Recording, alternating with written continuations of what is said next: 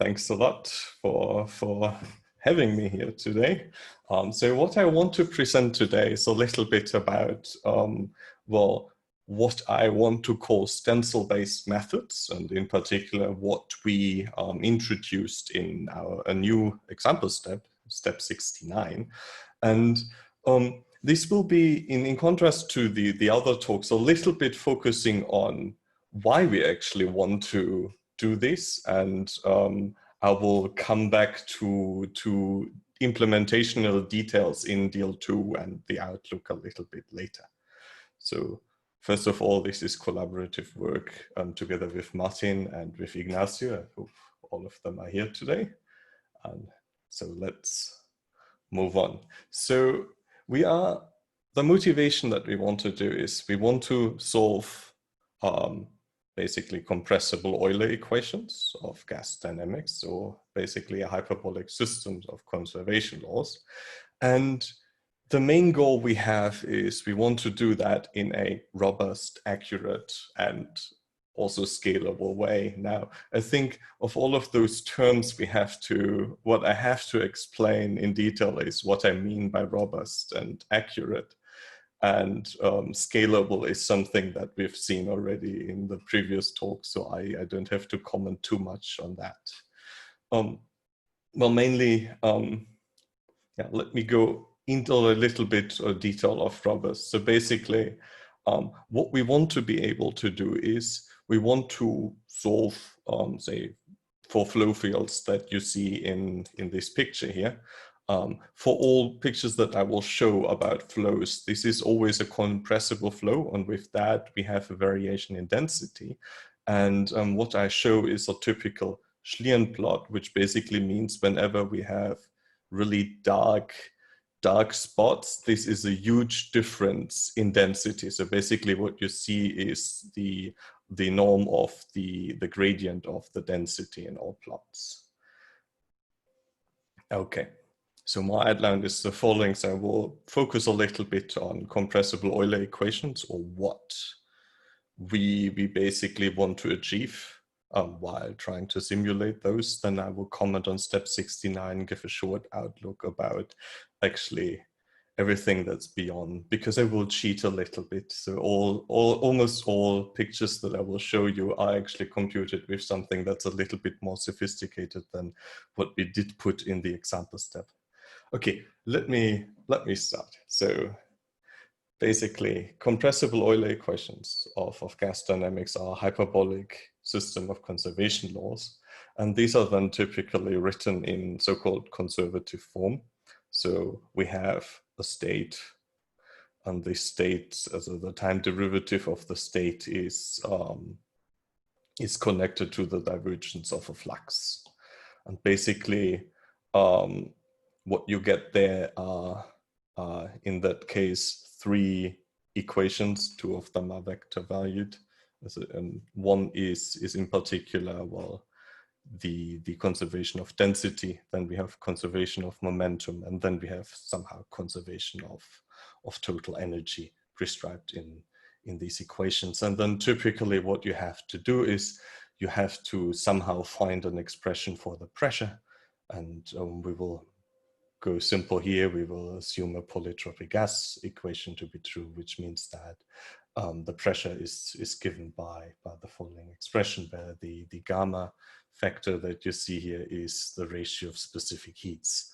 So this is the thing we want to solve. And typically what you would think about doing is well, you try to find a variation of formulation of your equation. And with this variation of formulation, we start with a standard finite element methodology. So basically you approximate in some subspace and you try to converge against the solution. Except there is a little bit of a problem here.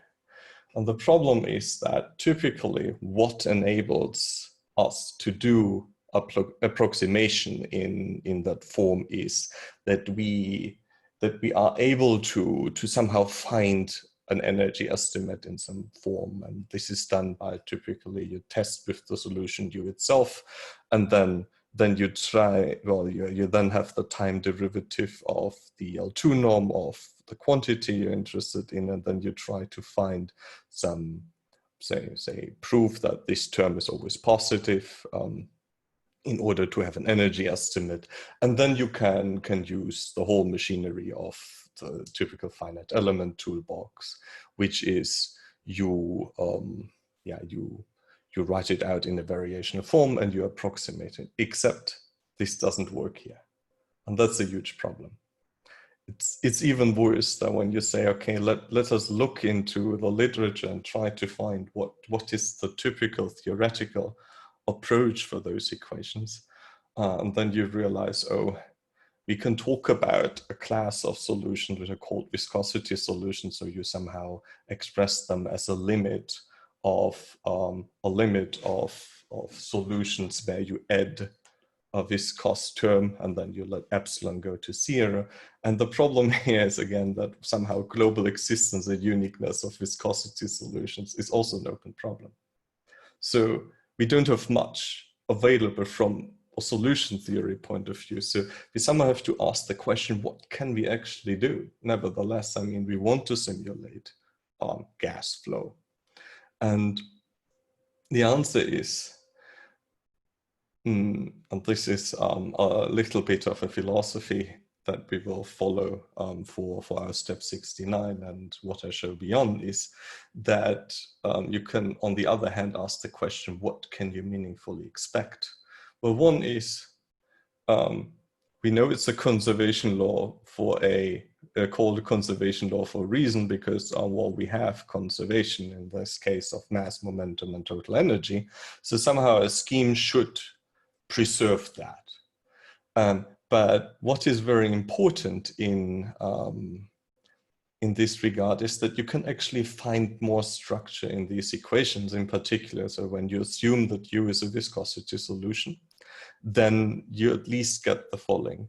You know that the solution U will at every point in time preserve the following properties that I've listed out here. So positivity of the density, positivity of the internal energy, and it will also obey a local minimum principle on the specific entropy that I haven't actually written out here. Excuse me for that little mistake, but it's not too important. It's just say that we have these properties, and typically what happens is that the moment I try to approximate that, I do not preserve this invariant set. But we want to go this particular route. And this is in particular is also another question here, namely, how is what you show a simulation actually judged? And this is one of the few cases where you will be mainly judged in the picture norm by most of the community, which basically says, show me your flow field and I will tell you what's wrong with your code. So due to the fact that we really do not have a good established solution theory, it is a lot of details about how your code approximates something and how it visually looks that matters. Because we don't have much, as I say, really not more available. And so what I just want to show are two typical benchmark problem here very quickly. So in the first one, we have a flow front, so shock front coming in from, or continuous flow from the left. And this is a supersonic speed. So it has Mach 3 here, and this is Mach 10. And here, this is a shock front actually, or a flow front coming in that direction. And typically when someone has a little bit exposure to that, what they're looking for is, for example, this triple point here, and that an instability emerges there. And another important benchmark, for example, is that when this point here starts to separate, that you can see that this is now the case in this simulation. And at this Mach 10 double Mach reflection problem, say the whole flow structure in here is very important, that it captures certain characteristics. that's just well known in the engineering literature for, say, a long time. And that's basically what you expect because this was observed in experiments. So if your code can't produce certain flow characteristics like that, then you have a problem. And basically the philosophy that we have here is that we want to maintain robustness in the sense that we want to have something that is conservative, but in particular also invariant domain preserving. And the important claim here is the following, that this implies that our scheme will never crash, in particular for these high Mach number problems, like Mach number 3 or 10, so everything is supersonic. So basically even more brutal, I claim that you can use step 69 on whatever mesh you plug in, just has to obey some regularity assumptions, so the geometry can be almost arbitrary, and you can actually initialize it with a random vector field of your state. So it just has to be admissible, so the positivity conditions have to be fulfilled, and this code will be able to compute that and will not crash. The things I will not talk about in interest of time is accuracy. I just want to point out that one can construct smooth solutions of compressible Euler equations, of course. And whenever I have initialized my flow field with something like that, what I want my code to do is to have a good order of approximation of this particular smooth viscosity solution. And the thing we are aiming for is basically second order, and then at some point higher. And scalability, of course, because I want to do large-scale 3D simulations with that. So this is the outline. And what I will do now is I will just jump straight into step 69. And I lost my slides, isn't it? One second. We have you on a slide that says compressible Euler equations at the top. Yes, it should be step 69. 1 second, I have to redo the sharing. That didn't happen before.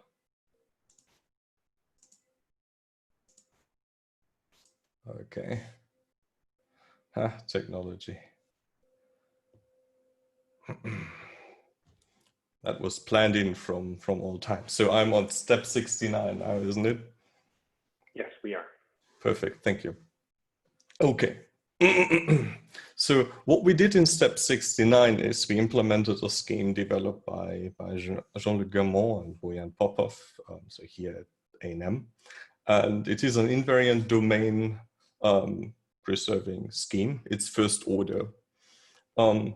The reason why we did not implement higher order is that this is already a very long example step. So I invite everyone to have a look at it and a thorough read. And we did not want to extend it too long because of that. The second order scheme, I will just briefly comment on and will show you where to retrieve it in the near future. But let's say, okay, we want to go ahead and we want to somehow simulate compressible Euler's equations of this hyperbolic conservation law. So what can we do? So the obvious approach is, well, with a finite element library is we could express the state with, say, nodal elements. So I have my Q1 elements here, and I just express the solution with this finite element decomposition, and then I just plug that in, and I test with a test function phi I, and the brackets here are the L2 inner product. Now, in terms of time stepping, we want to have a first order method, and due to the fact that the solution theory is a little bit iffy, implicit methods are huge open question marks. And because of that, you're basically forced to do some explicit time stepping, and we need something first order. So the forward Euler method is a good candidate. So we discretize with the forward Euler method, and the Mij here is the typical mass matrix. But doing that, we somehow run into a little bit of a problem, is that we don't really have a good handle on the flux here, particularly the decomposition here. Just see, I missed a phi I, now it's there. And because of that, we approximate, or phi j, we approximate the flux by just pulling the nodal elements out. And by doing that, we end up, and lumping the mass matrix, we end up with such a scheme. That will still not work, so we have to do a little bit more. And what we have to add in particular is a stabilization term here. Keep in mind that we're talking about the class of viscosity solutions, so it makes sense to say, okay, in order to stabilize this scheme, I add some form of viscosity. And in this case, this looks very unusual, but it basically has close connections to the typical Laplacian that would show up or did show up in the continuous counterpart. So this is somehow something like this or related to it.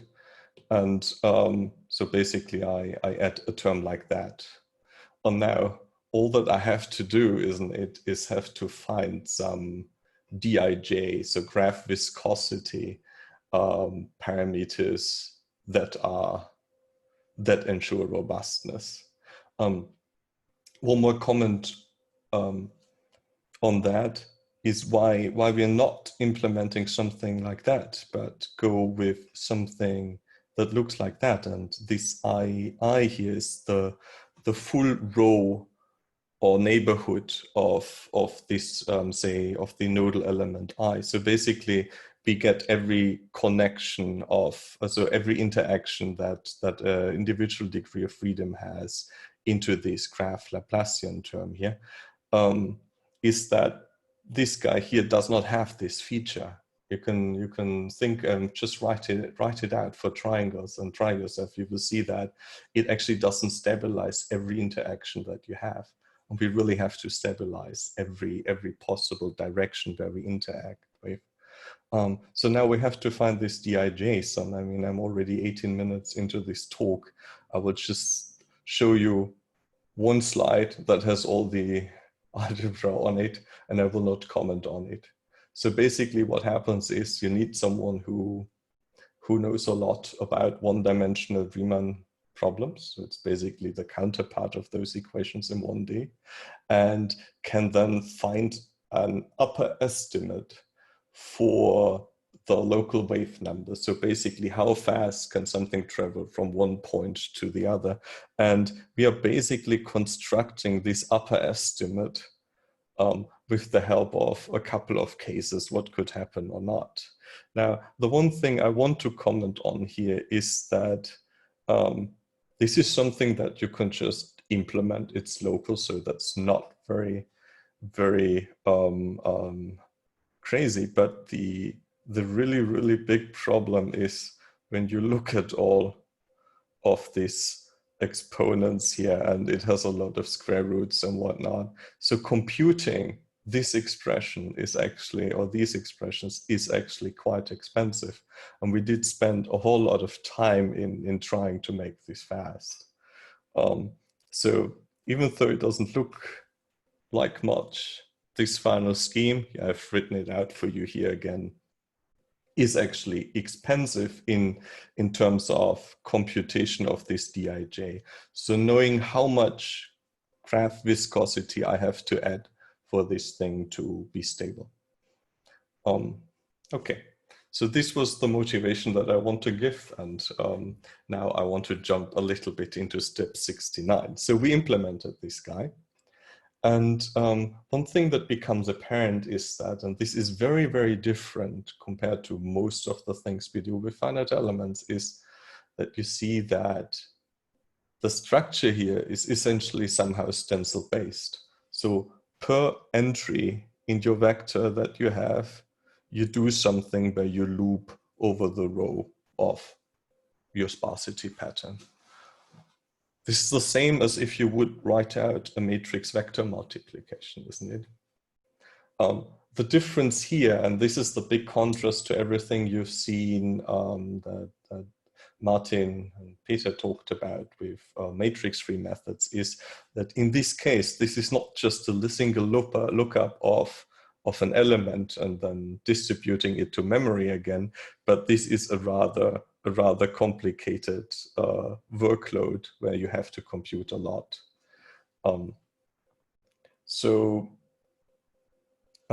What we're doing in step 69 is that we implemented this algorithm. So let me quickly walk you through how much you have to do. And you see that there's actually not much to do. It's straightforward. So it is, in order to update, you somehow have to compute those DIJs, isn't it?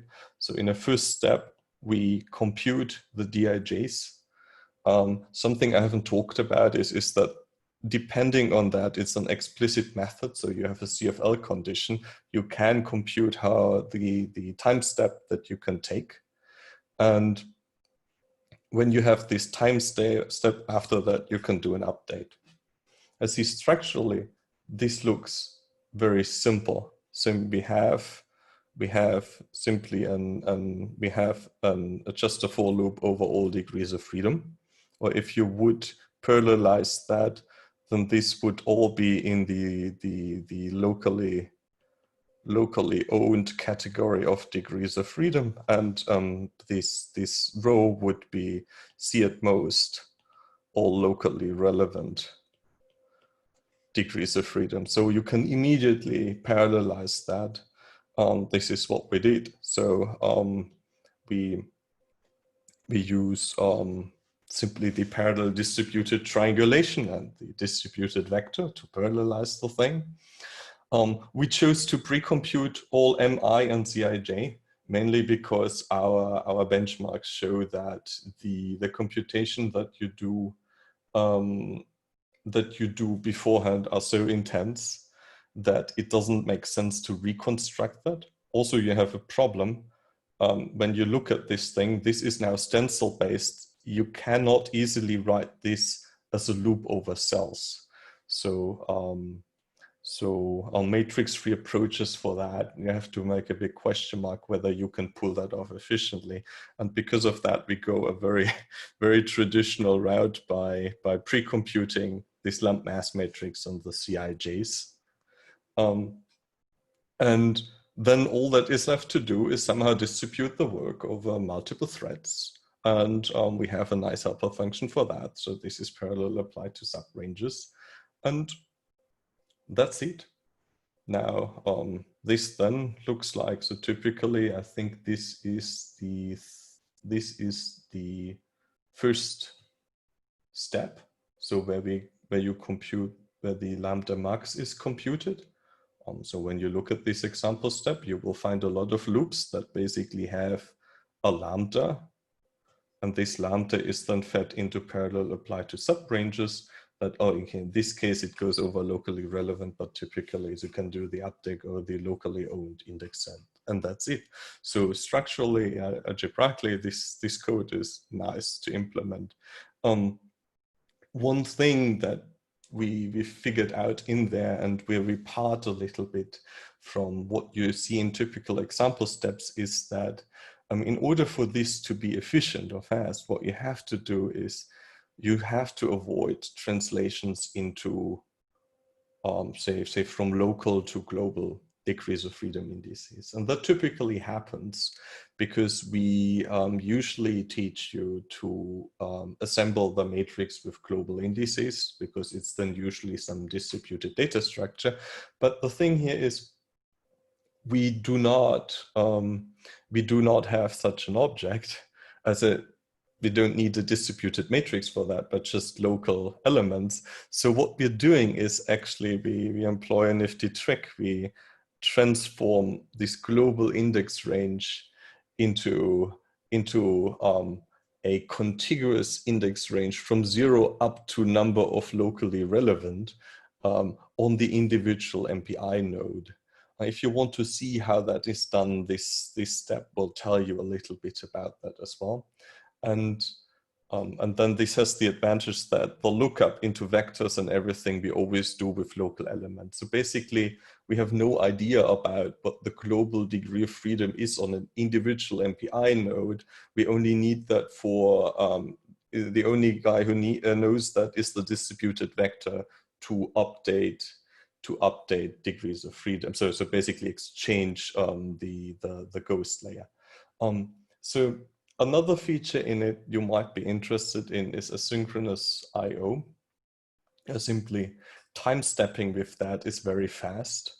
And if you don't want to get hogged down by waiting for I/O, so stuff to be written back to disk, which might be very slow, we show you how you can pull off, say, a background thread, create a background thread that basically just does the output, and then you can continue with your main computation.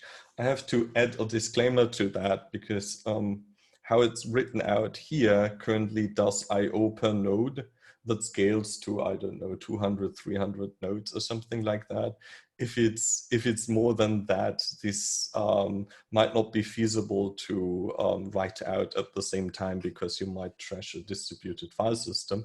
So because of that, we have an option to turn it off and go back to synchronous I/O or MPI synchronous I/O. But I think we haven't demonstrated something like that in a previous example step. So we put it in there, and if you're interested in or might give this a shot, please do. And with that, well, we're computer flow field, isn't it? So this is how step 69 looks like. So what it computes. What you can see is that this is clearly first order. So I'm running a little bit late on time. So I will just spend 1 minute on this slide and then promise you that I will wrap up soon.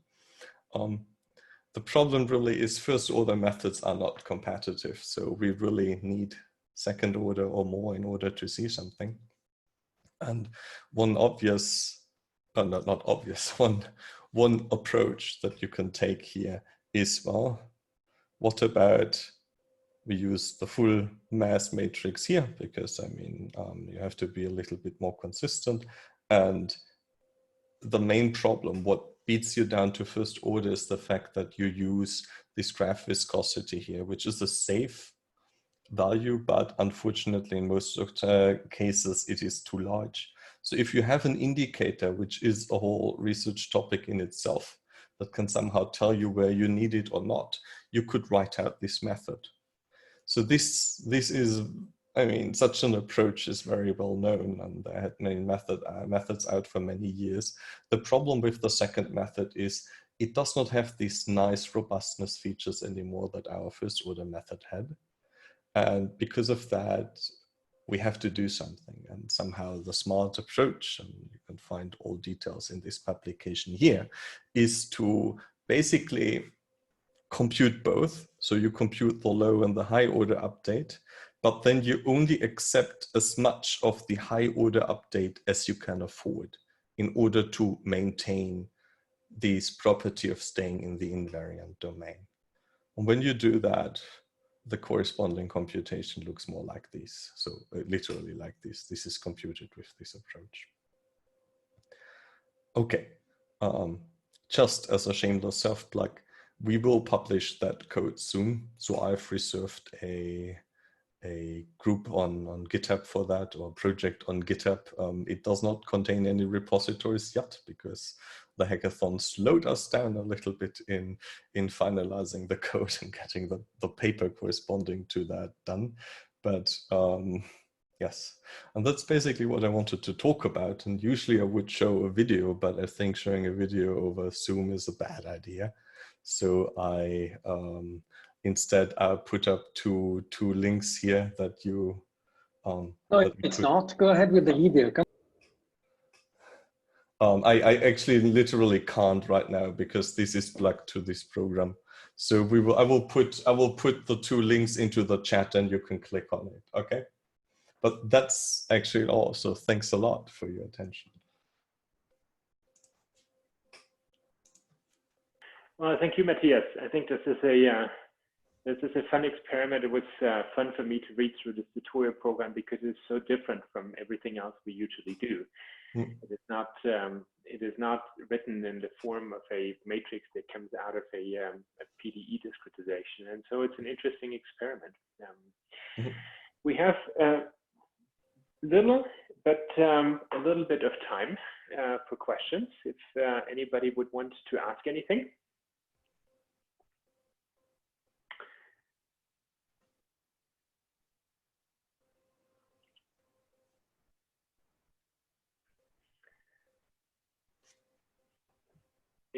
If not, let me see if I can share. Okay. I think I can share this video. Stop you from, because I think that is actually really cool. So that's the that I think is the 2D case that you mentioned. Yes. And there is a corresponding 3D case for which I would have to dig out the link. But I think what's visible to everybody is just how incredibly high the resolution of this video is. I mean, that must be millions of unknowns, even just in 2D. And in 3D, the simulations that you've done are billions of unknowns. It's really very impressive what that program can do. So this 2D computation had 38 million grid points. So it's about 160 million degrees of freedom spatially. Yeah. Can you say something about how long this one particular simulation ran? That ran for about a week on a cluster of 20 nodes, which was 2 processors per node, which is a Xeon with, I think, 16 cores each. So you need a little bit of computational resources to pull it off. The thing is, the ongoing project with Martin is about really exploiting every paradigm of parallelization that we have. So that code has CMD vectorization to perform efficient computations over the stencil. And then it's also MPI and thread parallel, as I showed. Very cool. So I'll stop sharing. There's one question in the chat box, namely how about ArcODE? I suspect that that is a question about how exactly to write a time-stepping solver. You want to answer this quickly? So about the time stepping that is done in those? Yes. So the point is, I haven't mentioned anything about that now, is what we do is we guarantee that the forward Euler scheme is invariant domain preserving. Now, for higher order, so if you want to do second order in space on a structured grid, you usually get super convergence. So you can expect something like convergence a little bit over order 2 up to order 3. So you really need to do time stepping with third order or higher. And in order to do that, the only available methods that preserve this invariant, so this invariance principle are strong stability preserving Runge-Kutta schemes. So basically so in that case, this was a Runge-Kutta scheme of third order. And you can also use, if you want to have higher order in time, something like a 5-stage fourth order Runge-Kutta scheme, which is invariant domain preserving. You can't just use the classical Runge-Kutta for this might lead to disaster.